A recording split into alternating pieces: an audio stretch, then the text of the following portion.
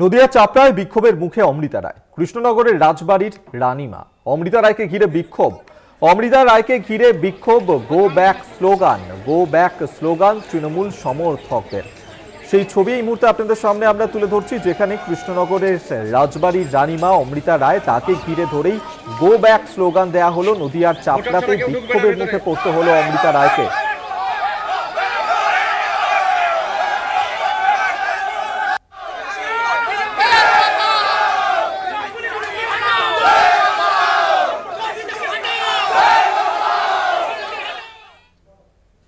আপনাদেরকে দেখালাম সেই ছবি, যেখানে নদিয়ার চাপড়াতে আজ গিয়েছিলেন অমৃতা রায় এবং সেই সময় তাকে বিক্ষোভের মুখে পড়তে হলো তৃণমূলের কর্মী সমর্থকরা।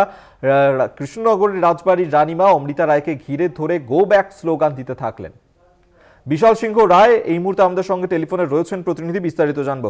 বিশাল, কি কারণে অমৃতা রায়কে ঘিরে ধরে এই ধরনের গো ব্যাক স্লোগান দিলেন তৃণমূলের কর্মী সমর্থকরা? কি কারণ?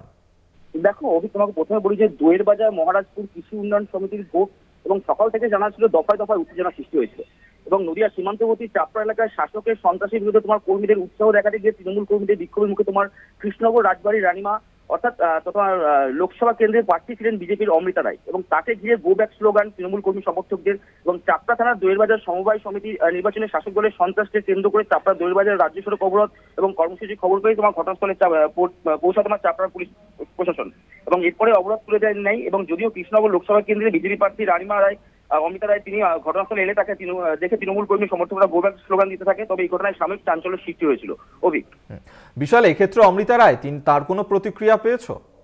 দেখো এক্ষেত্রে তিনি বলেছেন যে তৃণমূল দলটি এইভাবে করতে থাকেন এবং করবেই, ওরা বিভিন্নভাবে তোমার বিশৃঙ্খল পরিস্থিতি সৃষ্টি করবে, এইভাবে ভোট করতে দেবে না বা বিভিন্ন রকম হুমকিজন্ত কথা তার দল থেকে এবং তার মুখ থেকে শোনা গিয়েছে। বেশ, ধন্যবাদ তোমায়। বিশাল সিংহ রায় এই মুহূর্তে আমাদের সঙ্গে টেলিফোনে ছিলেন, প্রতিনিধি।